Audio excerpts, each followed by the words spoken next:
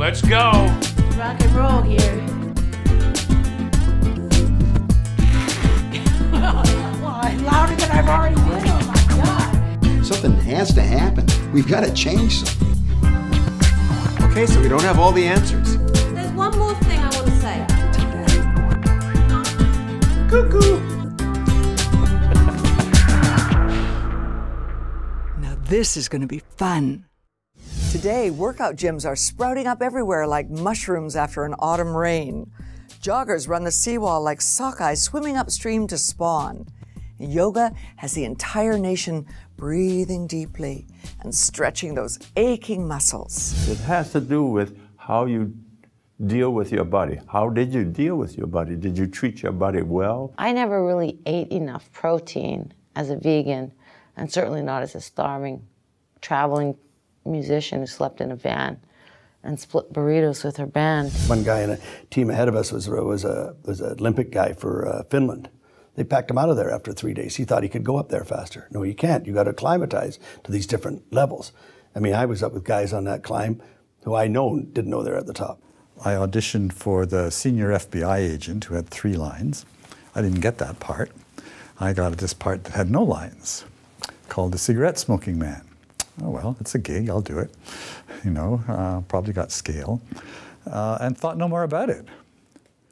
In fact, we all thought so little of it that my agent at the time, a couple of months later, sent me a letter saying he didn't think he could do anything more for me. You might get a huge trailer one day and be working with Harrison Ford, and the next day you're literally in the back alley changing for some independent film that a friend's written that you'll do anything for, that you're getting paid a sandwich for. I happened to be down in LA on my way to golf in Palm Springs, and I phoned my agent and said, you know, have they cleared me yet? And they said, no, they're still looking for an American for the part. Because I said, well, you know, I'm in LA. Tell them I'll go in and I'll read for them again or go and see them.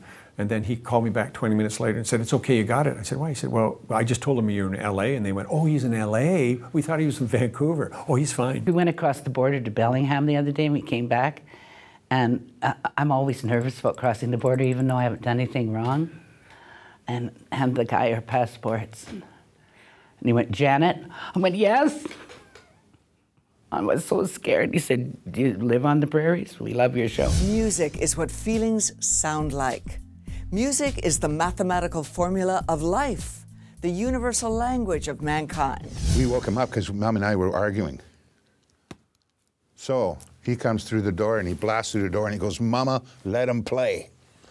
So I remembered that when I was here in Vancouver, just homesick, you know, and Mama Let Him Play. I wrote it down, Mama Let Him Play, the song title, Mama Let Him Play. And I left it for about a week. I came back and I looked at the title and I went, and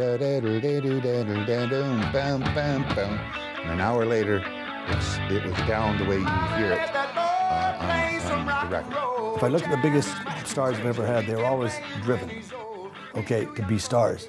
I'm the one guy on the artist side, the only guy on the artist side. The rest of their paid guys, that tour ends, they'll go to another tour. Record company has a lot of people. Manager, at the end of the deal, Michael put it on his album. At the end of the whole career is over, be me and him in a rowboat fishing. Artists make for poor business people. It's just a fact of life. If artists had a good business sense, they would all be tax accountants. We would have nobody singing or painting because somebody would say, hey, there's no money in this. Why should I try it? I'm going to be a plumber. Entering from stage right on the Orpheum Theatre with a full house of 2,700 people on my 90th birthday celebration. Big night for me. Did I have fear? No, I didn't. He walked out of the studio with this big, broad smile and put his hand on my shoulder. I was seated, he was standing behind me. He put his hand on my shoulder and he said, I wrote that for you, Dad. I have a shameful secret. It's a deep-seated and tragic flaw in my character. I buy too many shoes, chronically. But I know, my sisters, I'm not alone in this vice.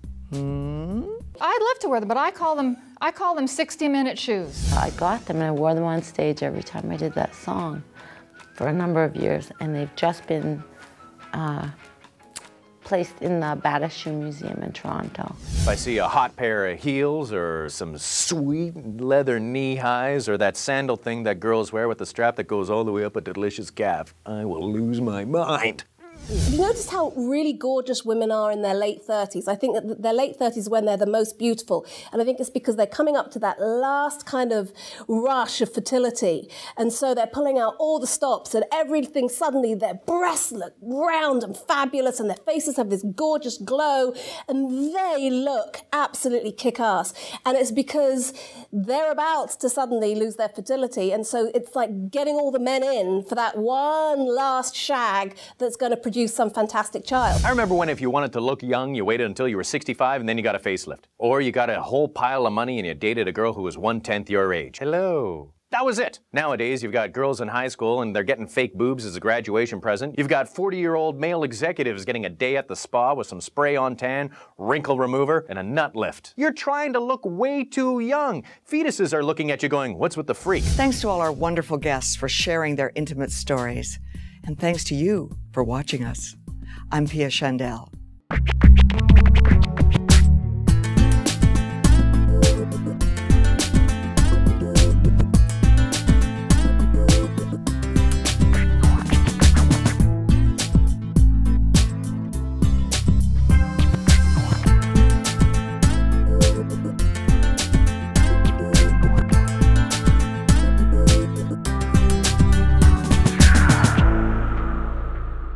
This is going to be fun.